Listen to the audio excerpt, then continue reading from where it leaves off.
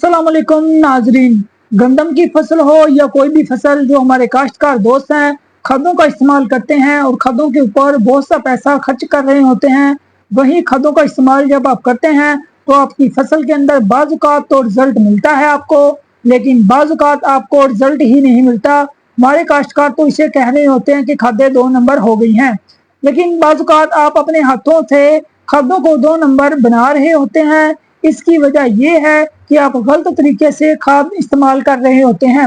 मिसाल के तौर पर डीएपी खाद का जब आप इस्तेमाल कर रहे हैं, तो अगर आप इसके साथ जिंक सल्फेट यानी कि जिंक वाली खाद का इस्तेमाल कर देंगे, यानी कि फास्फोरस वाली खाद, चाहे वो डीएपी खाद है, चाहे वो सिंगल सुपर फास्फेट खाद है, या एंग्रो की जोरावर एमएबी खाद है, या फिर मेट्रोफॉस खाद है, जब आप फास्फोरस वाली खाद के साथ जिंक वाली खाद को मिक्स करके आप इस्तेमाल करोगे अपने रकबों के अंदर, अपनी फसलों के अंदर, तो दोनों ही खादें जो हैं वो आपकी ज़ाया हो जाएंगी। वजह यह है कि दोनों खादें आपस में रिएक्शन कर लेती हैं, जिंक फास्फेट बना देती है। जिंक फास्फेट पानी के अंदर हल पजीर नहीं है, यानी कि पौधे इसे उठा नहीं सकते, पौधे इस खाद को इस्तेमाल नहीं कर सकते। आपकी दोनों खादें ज़ाया हो जाती हैं। हाँ, अगर आप बहुत ज़रूरी है जिंक का इस्तेमाल करना है तो फिर आपको चाहिए कि एक्चुलेटेड फार्म के अंदर जिंक इस्तेमाल करें। फिर आप फास्फोरस वाली खाद के साथ यानी डीएपी नाइट्रोफॉस वाली खादों के साथ सिलेक्टेड जिंक को आप इस्तेमाल कर सकते हैं इकट्ठा, लेकिन अगर एक्चुलेटेड नहीं है तो फिर आप इकट्ठा इस्तेमाल नहीं कर सकते। अगर आप फास्फोरस वाली खाद आज इस्तेमाल कर रहे हैं तो जिंक वाली खाद आपने कम से कम 12 से 15 या फिर 20 दिन तक का वक्फा कर लें, इसके बाद आप इस्तेमाल करें। आपने इन्हें इकट्ठा इस्तेमाल नहीं करना। इसी तरह से कैल्शियम अमोनियम नाइट्रेट, कि जिसे कैन गवारा खाद भी कहा जाता है, इसका इस्तेमाल जब आप को बहुत ज़्यादा एहतियात करने की ज़रूरत है जब आप ये खादें इस्तेमाल कर रहे हो। कैन गवारा खाद को अगर आप सल्फर के साथ इस्तेमाल कर लेते हैं तो कैल्शियम सल्फेट बन जाता है, जो कि पानी के अंदर ज़्यादा हल पजीर नहीं होता। पौधे सही तरीके से इस पर गुजारा नहीं करते। आपकी दोनों खादें इस तरह ज़ाया हो जाती हैं और फसल के हिस्से में कुछ भी नहीं आता, फसल आपकी कमज़ोर रहती है।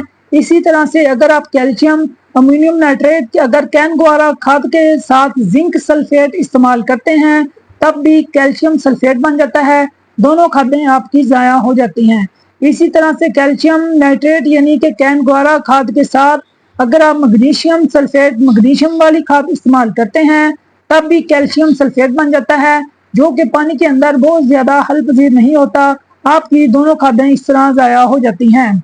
इसी तरह से अगर कैल्शियम और कैन गवारा खाद को अगर आप फास्फोरस वाली खाद के साथ भी मिक्स करके इस्तेमाल नहीं कर सकते, यानी आप कैन गवारा खाद को डीएपी के साथ या नाइट्रोफॉस के साथ या सिंगल सुपर फास्फेट के साथ मिक्स करके भी आप इस्तेमाल नहीं कर सकते, क्योंकि ऐसी सूरत के अंदर कैल्शियम फास्फेट बन जाता है।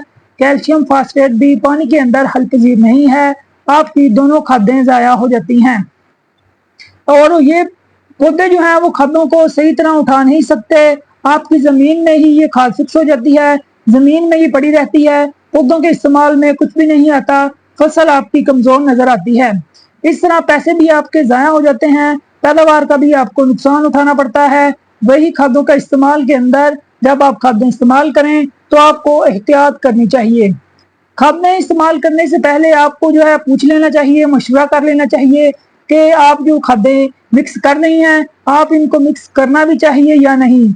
इस वक्त हमारे काश्तकार दो गंदम की फसल के अंदर डीएपी, एसओपी यानी सल्फेट, आपको पोटाश वाली खाद और यूरिया वाली खाद का इस्तेमाल कर रहे हैं। आप तीनों खादों को मिक्स कर सकते हैं, इनका कोई नुकसान नहीं है। डीएपी को यूरिया के साथ मिक्स करके इस्तेमाल कर लें, कोई मसला नहीं है। आमतौर पर यूरिया खाद एक ऐसी खाद समझी जाती है जो कि दूसरी खादों के साथ आप मिक्स कर भी लें तो कोई मसला नहीं होता, लेकिन बाकी जो खादें मैंने बताई हैं इनको आप जो है इस्तेमाल करते हैं तो इनको इस्तेमाल करते वक्त आपको एहतियात करनी चाहिए। और उम्मीद है आपको वीडियो अच्छी लगी होगी। वीडियो लाइक कर दें, चैनल सब्सक्राइब कर दें।